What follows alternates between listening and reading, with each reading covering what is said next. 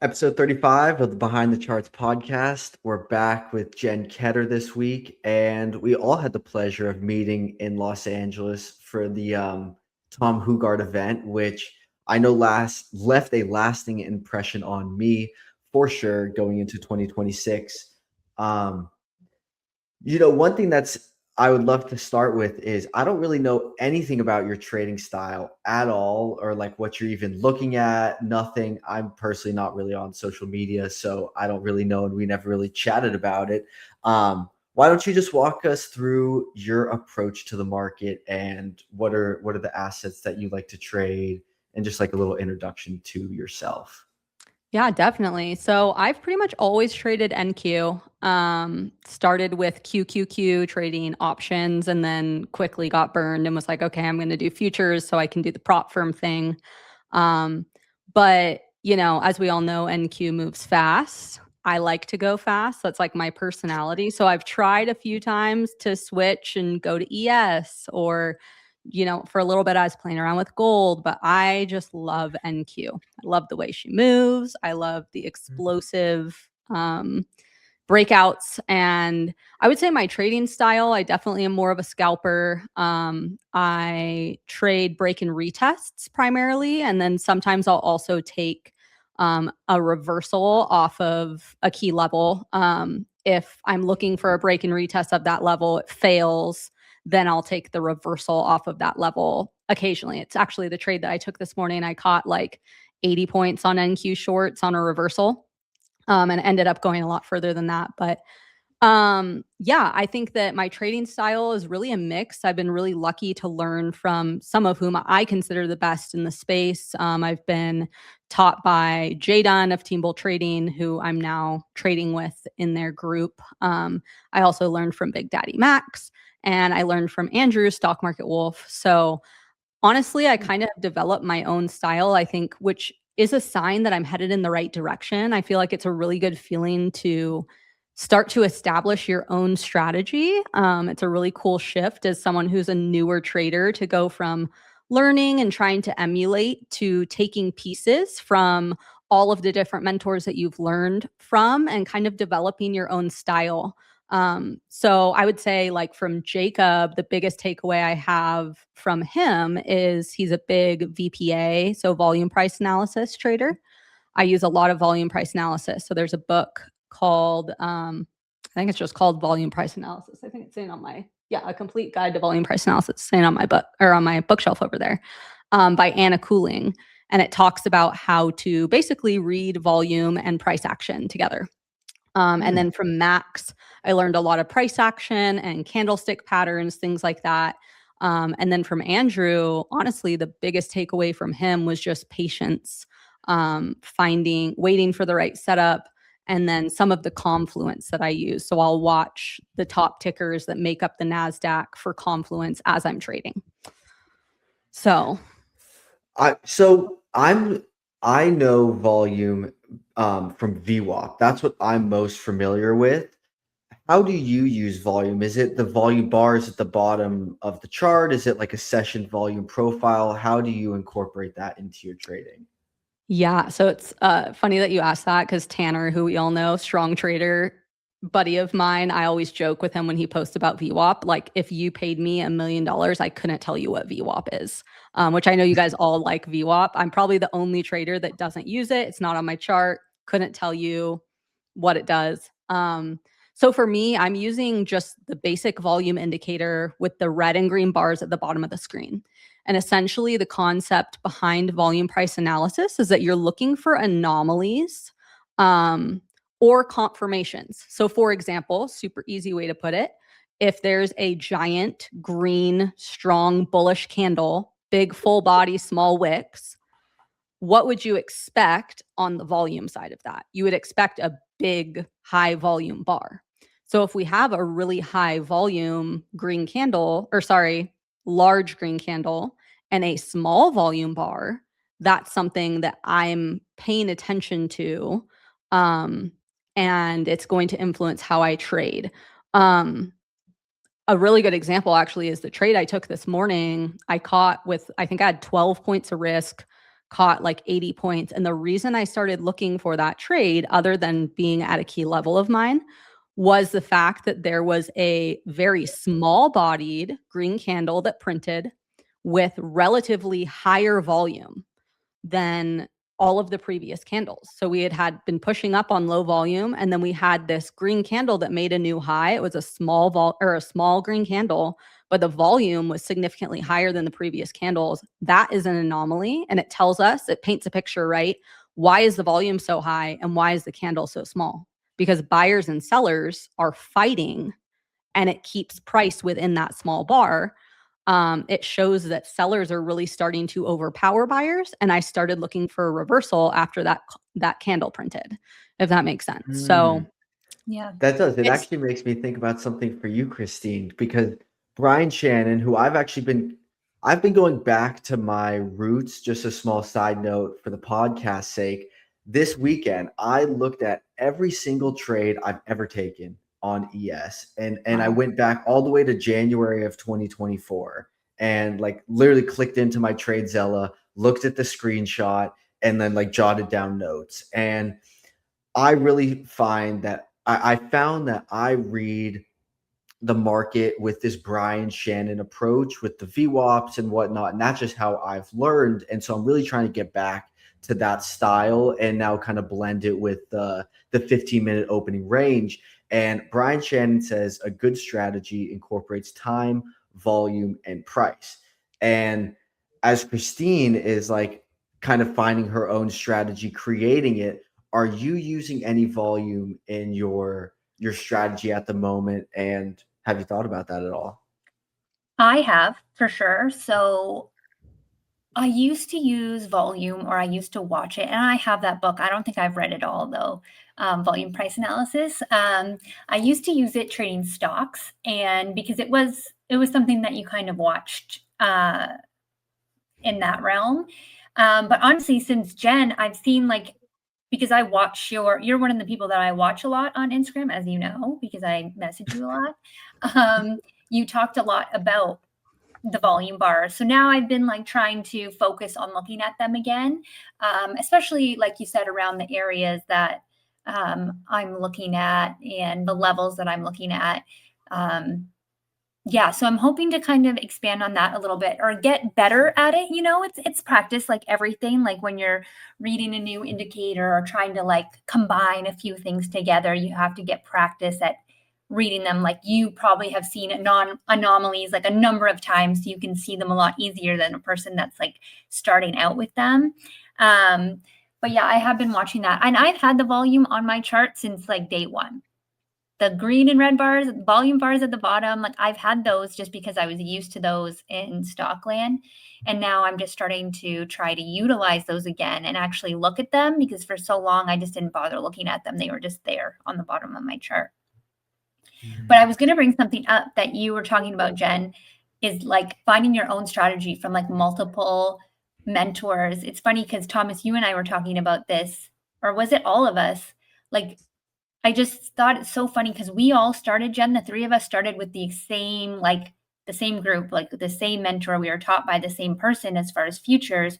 But now if you look at how we all trade, it's actually really different. So it's just such a good example of how you start off with a strategy, like you said, from learning from somebody, and then you really morph it into your own. And I think the three of us are super good examples of that, because we all started with the same strategy, and now we're trading very different.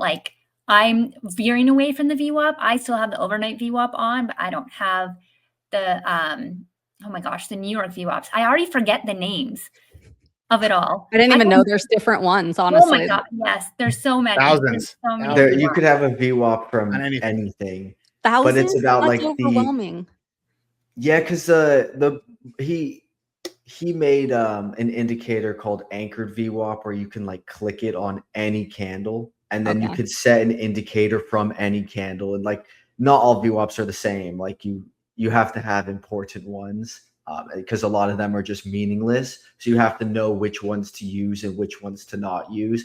But it's all just patterns. At the end of the day, it's all patterns. It's how is this line moving in relation to price? Because I've gotten very familiar with the candlestick patterns in relation to this moving line. I think VWAPs are very interesting because they're like a moving support and resistance. Mhm. But with your strategy, Jen, are you looking for patterns where it's like a confluence of this volume did X and the candlestick did X, and then together that makes the pattern I'm looking for to execute the trade? Typically, yeah. So something that I'd say is a little unique about the way that I trade is I'm looking at multiple time frames of NQ all at the same time and the top four. So Apple, NVIDIA, Microsoft, and Amazon. Um, and for me to enter a trade, I want to see first that price is reacting off of a level, whether it's rejecting off of my level and I'm taking a um reversal. Sorry, totally lost my words there for a second. Word. Or breaking above and pulling back and retesting, right? So like it all ties together. Typically, if I'm looking for a break and retest, I want to see a 5-minute candle close above my level. Then I'm going to drop back to the 1-minute chart and I'm going to watch price on the 1-minute chart and volume on the 1-minute chart as price is pulling back to that level.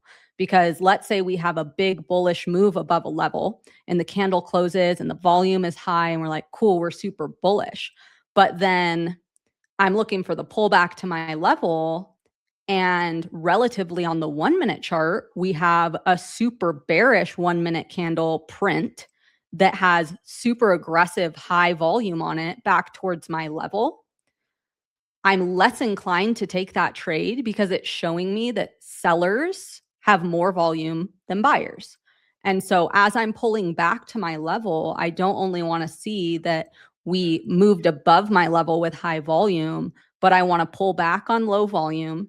And I want to see, typically I'm looking for, if we're going long, I'm looking for a bullish hammer. That's like best case scenario, A+ setup with higher relative volume on the 1-minute that closes after testing my level.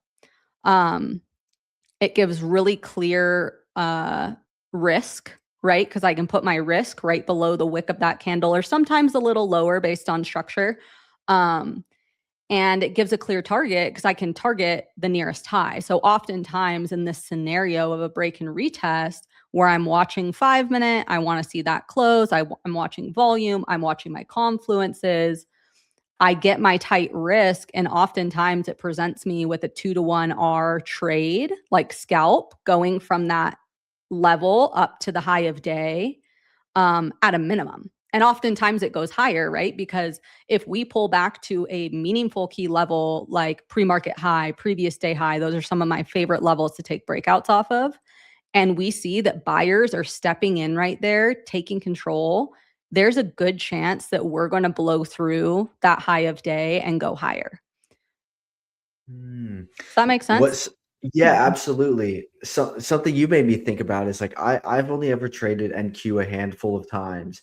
And when you were talking about your stop, you were talking about putting the stop like at the candle wicks, where when I would go over to NQ, I would put the stop at like the same structure level that I would at ES, but I would just get ran through because it's like just much more volatile and I just don't understand it quite like that. So are you finding that tighter stops where it may not be like the structure like higher high or higher low, it's like you kind of have to be more like scalping it inside the moves rather than like trying to catch a full piece? Yeah, I would say that I tend to keep my stops pretty tight. And to be totally transparent, obviously I consider myself still a new trader. I'm coming up on end of April will be 2 years. And I would say something I want to get better at is letting my trades have a little bit more room. Mm. Um, and also holding my trades longer. I think back to the conference we all met on or met at and what Tom spoke on, obviously like fear, right? For me, I still find myself when I'm in a trade fearing it go against me, or when I'm in profit fearing it's going to turn around on me.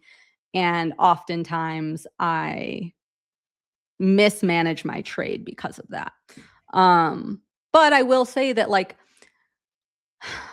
it goes both ways, because there's also scenarios where I've tried to give my trade more room to breathe, and NQ, if she whips and turns around on you, it can move fast. And so there's also an argument to be made. I'm kind of actively working through how I'm going to approach this in the coming year for having a tighter stop and just being willing to look for a reentry, you know, especially if you're targeting that 2-to-1, which I know there's a whole conversation we could have about, you know, RR and all of that. But I typically like to target a 2-to-1 at a minimum.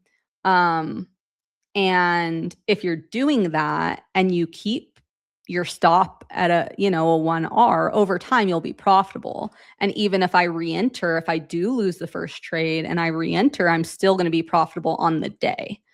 So I don't know if that even answered your question. But it definitely does. Yeah. If you guys have tips, I feel like, do you guys ever feel like when you manage your trade in a way where you keep the tight stop and you try to, you honor your stop loss and you try to let it run, it always turns around on you and hits your stop. But if you trim, it always goes to full TP. Yes. Like that is the law of trading. That's the market humbling you. That's real. That's how the markets work. so frustrating. That's the universe. I think we could probably have a frustrating. whole talk on 2-to-1 or negative R risk. And like I transitioned from a 1-to-1 or a negative R to closer. I don't always get it, obviously, but I'm a bigger fan of a 2-to-1 risk ratio, or a bigger risk ratio, essentially. And I think that works with smaller stops, obviously, especially like on NQ. If your stop's 12 points, like getting a 2-to-1 is very doable. When you're on ES, I think from my experience, I think it's a little harder to get the 2-to-1, because I found ES, you need a little bit more room in the trading. I don't know. I haven't decided, because I've only been trading NQ for like 1 week. So I didn't even know you're trading NQ. I totally switched. I was talking to Tanner, who's my coach right now. And I said to him, and I'm like, Tanner, just so you know, like I'm an impulsive person. Like you suggest a thing to me and I'm doing it the next day. Like there's no easing into it. There's no wait time. There's no studying. I just, like, he said, why don't you try NQ? Because NQ's, I'm learning how to trade more with levels. He's like, NQ seems to respect levels. And I'm like, okay. The next day I was trading NQ and I just never went back to ES. So that's so funny. That's my personality, but I like so far, I love NQ. I like you it should better. Try YM. If you like levels and I like fast movement, go trade YM. Let me get comfortable in NQ. Or silver. I've heard silver has been fun to trade lately. Yeah. Everybody that I talked to that's traded silver has either lost their account or massive drawdown or max loss in 10 seconds. I've heard some great stories in the last 2 weeks. Yeah. So anybody listening, don't go trade silver if it's your first time. Yeah, I kind of said that tongue in cheek. I was joking. Yeah. No, I know. I got to throw that out there because some people will be like, oh, it's silver. Let's go try Full this. disclosure. This is not financial advice. Yeah. I feel like it also depends on your trading style, Christine, though, in terms of like how big your stop needs to be. Yeah. Because if you're trading off, like the way that I trade with a break and retest, like there's a very clear point where that trade is invalid. Can we go and reclaim that level and the trade becomes valid again? Yes. But statistically, most times with the way that I trade, if we break and close back below that level in that area, there's a good chance that we're pushing down, right? Mm-hmm. And yeah, I mean, the conversation about risk reward is fascinating to me for sure. Oh, it's the new ICT debate. I love it. Like, yeah, there's this negative guy, RR, you're an ICT trader. Like you're in that camp now. It's like sacrilege if you trade negative R. And it's like the funniest thing because it's like just the new hot take is like negative R to 1 to 2 to 3 R. I think if you're profitable, if you're making money negative R, if you're making it 5 R on your trades, like good for you. Just pick a strategy that works for you, that works for your personality, something that you can stick to. And yeah, everybody can make money in this game. That's the problem. Like there's no one right way to do anything. and like how Christine said earlier, all three of us now have different strategies. When we came into this, we all traded the same thing. Right. And it's 2 years later since we've known each other, and now how much have we all changed our do you know what I mean? Like, so it's just funny, like it's how people think it has to be a certain way. It doesn't have to be anything, to be honest. Oh, Just for make sure. money. Just stay follow your rules, right? Whatever your rules are, stick to your rules and trust your process. You're gonna make money. My stick in rules the are game just long full enough. port, always full port, and it works out. Well, you'll really make money if you do. If you have enough money behind you and you can go full port long enough, you're gonna make money. Yeah. People If do you're that shit. consistent What's with that the full strategy port, called where you Yeah. like go in and then if you lose, you double, and then if you lose, you double, and then if you know what I'm talking about? martingale strategy. Yeah. Martingale. Yeah. I think Well, I could go be ahead. wrong. Sorry, this last point, but I think VWAP traders tend to have a less R to R multiple, whereas level traders have like a bigger one, because VWAP is like a moving support, and a lot of the times it kind of fools around in that area. Whereas when you have a level, like you said, you have a very clear like indication of it turning into an invalid trade. So I think sometimes you can risk less on the level trades versus the risk that you have to put on the VWAP trades. I'd agree with that. I feel like I don't know, Justin, I don't know about VWAP, right? But I watch all your guys' content too. And Austin, who obviously is big on VWAP. And something I've noticed, even Rebecca, like y'all who trade VWAP are really good at just like hanging out in drawdown. Like you have wider stops and like people, y'all post pictures of your trades and it's like, I'm looking and I'm like, there's like 24 candlesticks in a row and it's just moving against you and you're just still in the trade. Whereas like the way that I trade, if it starts going, it's, you know, very quickly if the trade is not going to work out, if that makes sense. So there's no point in staying in it, which is why I like to have a tight stop, right?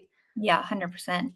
When I went back and looked at all of my trades, one of the things I ended up writing down is mid-trade drawdown has no indication on my on if it's going to hit take profit or loss, because the thing about the VWAP is, and for like the people who are like sitting in the drawdown, is like the VWAP is like one line, but the institutions want to be filled at that line because that's the average of the day. So it might go a little bit under, it might go a little bit above, but it's just the average. So you have to be comfortable with it. And of course, you know, it all comes down to pattern recognition. Sometimes there's candles where it's like, okay, this is a scary candle, you have to get out, versus not. But something you guys just prompted me to think about is like, I really only ever hear the RR approach and conversation and negative and positive and perfect 3 and 2 and 1-to-1 with prop firms. When I hear people like Brian Shannon, what's his name, Stephen Goldstein, they're talking about it. They're just talking about, I just want price to go higher, or or like James Bruce, I'm just looking to make money.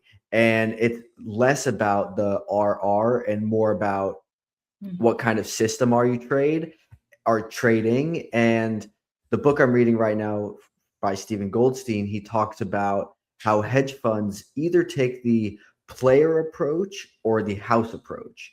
And a house approach is trading something like a 1-to-1, where you're going to have a higher win rate, but you're going to have less gains at the end of the year because you're just a little bit more neutral. You're just making some money consistently. Where the player approach is really looking for those asymmetrical returns where you're going to risk 1 and make 10 and be willing to take a few losses.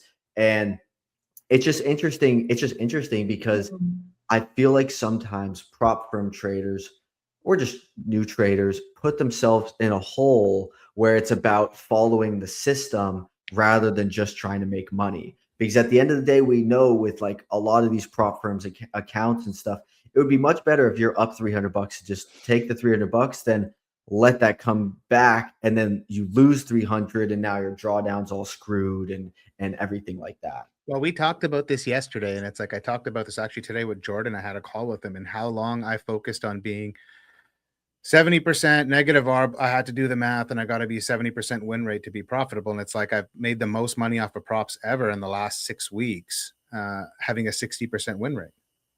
So what is that like? Here I am looking at my trade Zella stats, being like, if I'm not 70 and above, I'm not doing good. I'm not, getting what I need out of the market. And instead, it's like no. And then I see somebody else trade with like a 92% win rate, and they're taking payouts, and it's like, cool, man. I took a payout every week for the last 6 weeks, like on the Monday, no problem. And it's like, I got a 60% win rate. Why do I, some of my trades are negative R, some of them are probably 2 or 3 R. It all depends on the trade. And it's like, this is the thing with the prop space, is everybody gets so caught up in all this, like, you got to be negative R, you got to do this, you got to actually play within their rules, take as much money out of the prop as you can. And then that's all there is to it. There's no conversation about a 1 R, a 3 R win rate or a negative R win rate is going to make you more money with prop firms.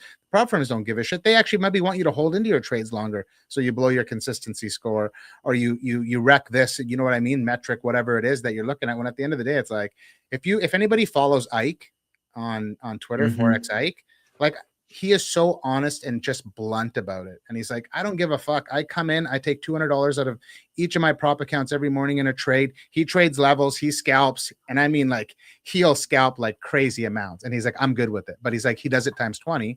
And he's like, this is how you make money trading props. He's like, you don't make money trading props waiting for that A+ setup and you go into it. He's like, you just got to take what you can out of the market when you can take it out of the market. Right. And it kind of, that's why it's like this whole conversation about negative R that people have. It's like, he laughs at it. He's like, his best line is, he said a line last week and he's like, I called my bank and asked them if I could spend my negative R money, like real money. And they're like, yeah, it's real money. Like, there's no fucking difference. Like, if you make your money with a negative R win rate, it's still money. What matters, right? Like, Totally. I think just- that for me, it matters. The reason why I care is because, and I'm not saying you guys aren't, but this is like a good segue into something I'm curious to hear your thoughts on, is like, my goal is to transition to Live Capital this year. I'm in the process of opening a Live Capital account. To be honest with you, I like did all the forms and didn't realize I submitted a bank statement that has my maiden name on it. So they denied me.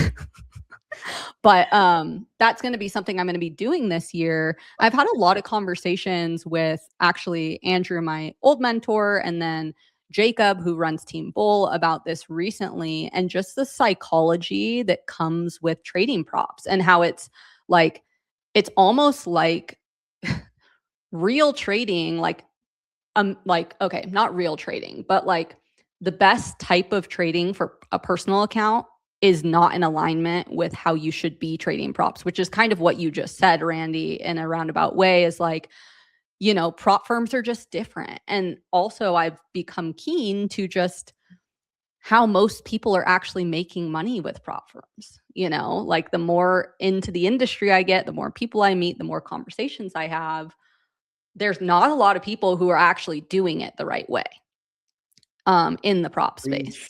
If you go back and listen to our episodes, Jen, we talk about this all really the time. Okay, I need to go listen. Well, it's not literally because half I'm not of a our fan, it's just podcast, that I have no time. yeah. Oh no. Half of our podcast talks about, like, prop firm.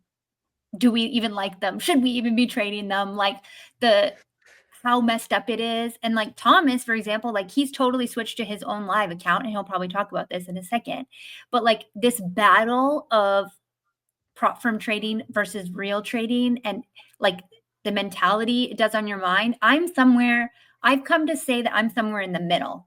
Like, you look at someone like Randy, whereas he's making like a consistent income on prop firms, and you look at someone like Thomas, who's now trading his own capital.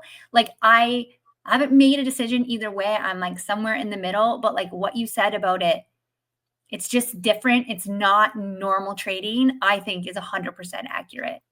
Yeah, I think that if you learn how, like, I think that what I'm shifting to is like, I'm opening my live account to utilize what I've learned, because I know how to trade now. Like, I've proven that to myself. I've gotten payouts. I've made money with prop firms. I've proven that I can do it, but I continue to run into, I don't know, just like difficulty with my psychology with prop firms. And it's directly associated with prop firms and with the prop firm rules and with chasing the payout and being almost there and then taking a loss and then wanting to try and get it, all of that stuff. Right. And so what I plan to do is like, I'm going to continue to trade props because in my mind, there's really no downside.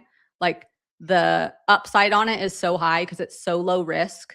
And I'm going to have fun with it. I'm going to continue to try. I'm actually taking my first payout of 2026 today. So I'm really happy about that. Congrats. It's going to be small. It's just a daily payout, but it's payout. So I'll take it. Yeah. But continue to work on my prop accounts. I have 2 different prop firms that I have daily payout accounts with. And my goal is to just milk those and then focus on my live trading account and really honing my skills in. And honestly, focusing on my data that I move forward as I tweak my strategy on my live account. Because I know that I will trade sometimes a little bit degenerate in my prop accounts. I'm going to be more aggressive in them. I'm risking a lot more in a 50K prop account with $2,000 worth of drawdown than I would if I had a $2,000 cash account. Right. So yeah, tell me what you think. So I've spent so much time thinking about this, learning about this. It all started with poker. In poker, there's cash games and there's tournaments. When you play cash games, it's equivalent to trading your own account. You're going to have smaller returns, but you're still going to have very outsized days where you're going to double up, triple up, quadruple up. Now, the tournaments is where you're going to spend, or you're going to pay for 10 tickets, and then you're going to cash one event. And that one event is going to cover all your tickets and some. And prop is trading a tournament style where you're going to have to buy multiple and then you'll make one, and that'll cover the rest, where your own money is trading a cash game. Now, there are poker players that specifically play tournaments. There are poker players that specifically only play cash games. There's some that dabble in the middle, and there's same to trading. There's strategies with poker. So there's GTO, ICM, stuff like this. You use, I don't know exactly, but use ICM for tournaments, use GTO for cash. Like there's totally separate ways to go about your trading, whether you're doing one or the other. And that really got me thinking about, how do I want to approach the markets? And I would much prefer, I just struggle with the emotional volatility of prop firms, purchasing accounts, getting close, having these rules. I mean, in California, online gambling is illegal. So if the government ever deems this illegal, California is going to be the first place to take it away. Like I just felt there was a very unreliable, I felt very unreliable in the space. So I ended up making the transition to my own account. And what I'm doing this year is I have my base investment, and as soon as it goes above that, I immediately withdraw. So yesterday I took a trade, I won, I took the money out of the account, and you just pay yourself. And this is James Bruce's philosophy with his personal account that he's been trading with for quite some time, is just, you just pay yourself. And if you go in drawdown, you get it back out, and then you pay yourself. And then, for me, I'm going to reevaluate my account size at the beginning of Q3. If I want to increase that size, maybe Q2, but I kind of have like a travel in between. So I'm not going to be on the desk for that. But that is my approach with it, and just kind of where I see the biggest differences between like prop and personal. Interesting. Have you felt how long have you been doing it in the live capital, and have you felt like a shift in your psychology and, like, I don't know, gained confidence through it? Because that's what I'm hoping for. So I started trading personal money back in 2024, and I traded for a few months, but to be honest, I wasn't ready. I didn't accept the risk inside. Like I just felt very emotional around it. Wouldn't really take multiple trades, just like, oh, I take a loss and I wouldn't touch it again. And as I've come back to it now, I haven't had a tilt day in months, like not even close. Nothing. I don't feel it in the slightest. Where with props, there's this one day I went back and I reminded myself of what happened. Like, it's so gross. It's so gross. I bought a fresh 50K account after blowing one. And the market moved 5 points in an hour, and I blew the account. and that one, yeah, right? Like I've disgusting. done that. I've done that. Oh my. That's not Multiple days. relatable at all, Thomas. No one Yeah. Thank can God. do that. No, but you know, it's the prop is just you feel detached from it in Mhm. an It's because you interesting paid way. $50 or $100 Yeah, for something and you get it. And but if at it's the end of gone, the it's day, gone. dude, It's not. $50 It's is not a $50. 100%. That's I still agree. a save I or 100% agree with you. Like, I'm not minimizing the cost of it, but I'm saying when you can take your credit card and have a transaction and buy something and then use it right away. It's not like I got to call, like, I have a trading account. If I want to move money out of my personal account and do anything with it, it's a fucking pain in the ass. Yeah. Like, it's not like I can just go in there and be like, hey, I'm taking out 10 grand today. And 5 minutes later, I got 10 grand. Like, it takes 30, like, you know what I mean? It takes time, but it's not like instant where anytime you have a transaction with your credit card and then it's credit, it's not even real money. You don't even see the don't think bill. about You it. get it at the end of the month. You're like, fuck, I don't care, right? Until your bill comes Well, that's in. the point. That's That's the literally scary point. thing about prop firms too, is Yeah. like, man. But back One to of the- this conversation, I wanted to say I disagree, and I think you can 100% trade personal capital like you trade prop firms. I think you can still have that same aggressive mentality Mm. and make money. I've met multiple people now that put 5 or 10 grand at a time in an account and trade risk 25 to 50% of that account trading futures. Yeah. Like they I'm would not- trade a prop, and if they lose the 5 or 10 grand, but they've made Wait, just to clarify, Randy, when you say trade like it, do you mean position sizing or like the actual entry signals that you're taking with like the position negative sizing, RR? like just be aggressive with risk. your position sizing. Oh yeah, Bruce does Bruce trades Right? like he'll I did swing it. 10, 20%.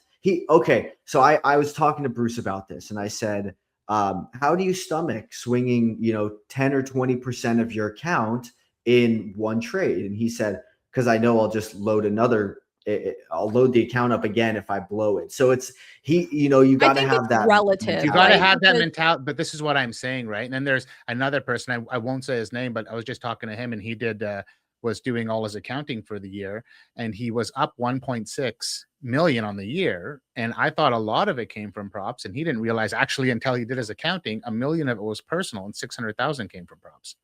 But this is all copy traded accounts attached, and he's trading like he's trading his personal capital with a multitude of prop firms attached to it. So when certain Right. prop firms hit a I know payout, he who doesn't that even is. know until he goes in once a month and looks at it, and he's like, "Oh, I got a Must be payout nice. here." Yeah, I know. Yeah. But Well, it's what I was going to say is it's all relative to like also, your personal financial position, your net worth, right? Because like strategically, right? Like I'm trying to decide currently how much I'm going to actually put in my personal account. Mhm. Am I going to put 2K and treat it like a 50K account? In which case I may risk more like I do in a 50K account because I have the personal capital to fund it with more than that, if that makes sense. So I'm like, instead of putting, 20K in a personal account and leaving it all there for me to blow if I do go on tilt, instead, I'm going to load it with 2K. I'm going to trade it like a 50K prop account and pull out the money as I make it, right? Or whatever, if that makes sense. And if I blow it, then I'll load up another 2K, like you're saying. That's a different mentality than someone putting their life savings, in an account. If that's the case, then I don't really know that there's an argument to be risking more than 1 to maximum 5% of the account value. If you're putting all of your personal capital in it, right? Like, so it's relative. Yeah. And just one note about personal capital that is different. You do have margin. So my 2K, like when I had a 2K account, it was like difficult to trade. You Like couldn't so buy if you much. go to drawdown, you can't size in properly, like you'll get margin called and stuff. So like I have a $4,000 account. 4,000. And that's plenty. I can trade 1, 2, 3 micros. Like I'm fine. And that's plenty of and Ninja Trader, sponsor us, please. Ninja Trader. They're the best. So I've had accounts with TradeStation, Edge Clear, and Ninja Trader. Ninja Trader, there's no account fee. All you pay is $1 a side for a micro. With all the other accounts, you were paying commission. You were paying like data fees, all this bullshit. Like it was just like, and you couldn't do ACH transfers. It could only be wire transfers. Took days. NinjaTrader, you get paid within the minute. Like it is Oh, wow. extremely fast transfers, deposits, transfers, everything. That's why I can like do the daily withdrawal. I did the withdrawal. It immediately deducted it from my account balance and it was in my bank. So Cool. Is that highly the same? recommend Would that it. be the same? I'm trying to fund an account with Tradeovate, and they're Yeah. the same company, right? They're So the would it same be the company. same experience or no? To my understanding, it's not. Oh, I do understand that they are two different companies. Like for example, with Tradeovate, you have to pay $10 a month if you want to use it on TradingView. Like you Mhm. have to pay a TradingView integration fee, but Oh, with I don't use that. NinjaTrader, you don't pay that. NinjaTrader So, bought Tradeovate. Like they just own they own Tradeovate, like the Okay. company. yeah. Yeah. I think I'm Yeah. still going to start with Tradeovate just because I don't want to learn a new platform. I already trade on Tradeovate with my props. If you and so I'm trade on like, Tradeovate, Because yeah. I know Rebecca can't get in British Columbia and Canada Tradeovate. You can only trade in Ontario, but you Oh. can trade with a These freaking company, with Canadians. a broker called Iron Beam in the States that is a sister company of NinjaTrader. So you're able to trade through Iron Beam, trade on NinjaTrader through Iron Beam.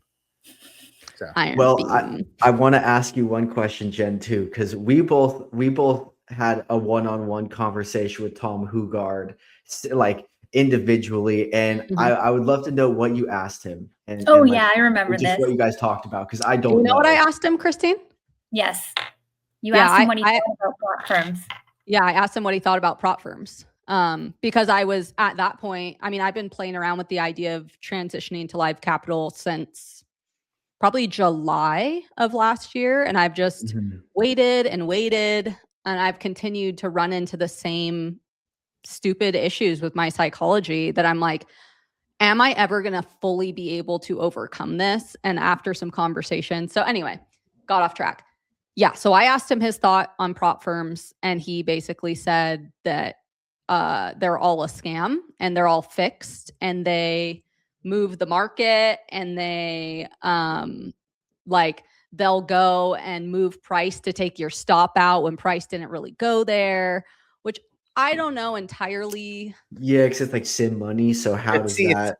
It's CFDs. Yeah. I think he's referring more to, like that space with the Mhm. spreads and shit is really can be really fucked up from what I understand. I never Yeah. traded CFDs, just Just from the what I've MF. heard from CFDs, and he's European, so he would be Mhm. trading, like he would hear all the European stories of like the CFD, Which is whatever. what the company My Forex Funds was doing. They were manipulating the spreads of the prices so that you wouldn't get filled and stuff like that. Because like if I'm anyone ever trading. traded, We're trading on TradingView, getting the CME data feed, even though Right. it's executing in Simland. I still have it it's showing up on my CME feed from the CME, like my trades. My fills might not be exactly probably where they could be. I could see that, but there's not much movement different in price from Simland to my chart that I have open that I'm executing on. Right. makes sense. Yeah. I feel that way too from everything I've watched with my own trading. It's like, yeah, sometimes there can be a small discrepancy between Tradeovate, the Tradeovate chart and the TradingView chart, because I execute on Tradeovate, but I also chart on NQ and I trade MNQ. So there can be discrepancies there as well. So I don't know. Yeah, I kind of took what he said with a grain of salt because as I asked him the question and he kind of was breaking it down, it seemed as if he was referring to something different than what I do. And I don't know about that space. And so, I mean, listen, I will forever say that I think prop firms are the way if you're new. You know why? Because I lost a lot of personal money trading options when I had no idea what I was doing. Mhm. And Mhm. I've said this before many times. I said it on Austin's podcast. Like, I'm a really strong believer in setting a budget for yourself. I couldn't tell you guys how many people, I can't count on both hands, how many people have messaged me, sent me DMs being like, Jen, I'm in so much credit card debt because of prop firms, and it's heartbreaking, right? So you have to be careful. You need to have good self-control when you're learning, because it's really easy to do what I like to call the toxic trader math, where you sit there with your calculator and go, oh man, if I start copy trading 10 accounts, 20 accounts, and I can get this much of a payout with this many accounts. And then you aren't paying attention to how much you're actually like risking, because the purchase of the account is your risk, right? How much are you risking to get that? Have you proven it to yourself that you should be scaling? I know I scaled way too quick. So I'm always like, start with one account per month. Don't reset it. Go to paper trading after, or give yourself the ability to have 5 accounts. Have a budget is the bottom line, right? But I think that it's the best way to get reps in and to practice and to learn, but I don't think that it's a forever. I think I personally will always use them, but I don't think it's the big picture, right? Like the long game and the big picture is trading live capital for me. I actually really agree with that. Yeah, Just because I just noticed myself taking so many less trades with my own money. And I was taking a lot more trades with props, which meant I was getting more time in the game and everything that goes with that. Yeah. I think also there can be an argument for maybe your and maybe your personality is different. You seem a lot more responsible than I do, even though you're much younger than I am.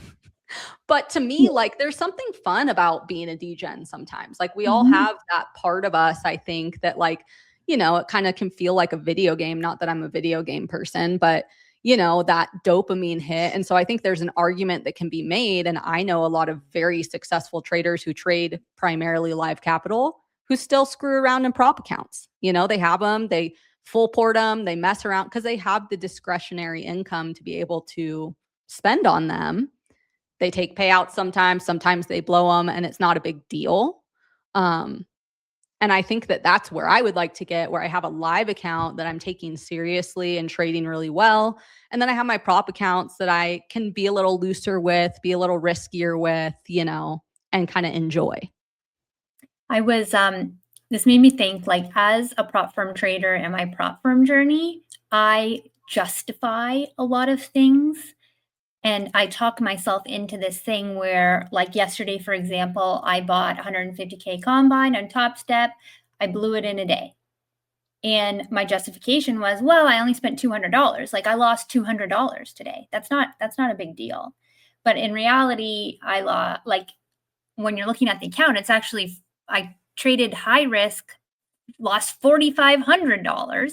Like, if you had to transfer that scenario over to a personal account, you couldn't justify that. There's no justification for that. But the prop firm gives this like this something that you can just justify in your brain that it's okay. So I think sometimes you get, or at least I do, I get into a habit of starting to like churn through accounts. And that has been recently for me for sure, because like something clicked in my head to thinking, oh, I'm only losing $200. I'm not actually losing the $4,500. But that's the total opposite way of thinking. Then you need to think in your personal capital. So I find that really interesting, and it can be really difficult to transition. Like, I had a call with Tanner the other day, and he's like, what did he call it? I think he called it technical drift, where I have my funded account and I was like taking my good trades there. And then I would starting to focus on my like fuck it accounts, the ones where I'm degenning, and my mental capacity, my time is taking up with this degen accounts, and I'm like veering away from what I actually should be focused on, which are my level setups, my wait for the right, trade, get in with the right risk, take the right stop, take the right profit, and all these things. But I get kind of sucked into the prop firm mentality of it and away from the actual progress I should be making on what I like to pretend is my personal account, which is really just a funded account. It's just one that I've deemed in my mind, like, this is my serious account. Yeah, I think that it does take a certain, like, you have to be aware, because it can easily seep into your brain. Like, even for me, I trade evals much differently than I trade fundeds. I'm much, much, much more aggressive with evals because I don't want to waste my time making, you know, a few $100s a day on an eval, I want to pass my eval quicker, right? And to me, I've accepted the risk of doing that, but it can be difficult to then pass an account and transition into, okay, now I'm responsible and I'm managing my risk better and I'm limiting the number of trades I take and all of that, right? So it can get muddied, I think, mentally, if you're trying to do both. So it's a good thing to be aware of, I think, for sure. Yeah. Well, you know, this is actually a perfect note because it is coming up to the top of the hour, and I know Randy has some meetings and all the good stuff like that. So, where can our viewers find you, Jen? How can they get in contact? Or So just follow I you, whatever. am Jen.Ketter on Instagram and now YouTube. Just posted my first YouTube video yesterday. So I'll be putting more content out there. And then I am a part of Team Bowl as well. And so I'm streaming in there starting tomorrow. Every day for New York session, I'm going to be, well, every day I can, you know, kids, sometimes I won't be able to make it happen, but streaming in there for New York session, which I'm super excited about. So Cool. yeah. Well, thank you very much for your time, Jen. Really appreciate it. And definitely was a great conversation. I think the listeners could take a lot away from this, a lot of different prompts. So Yeah. Thanks, guys. This was fun. Thanks, Jen. Thank you. Bye, guys. See ya. have a nice trading week, everybody. See you next time.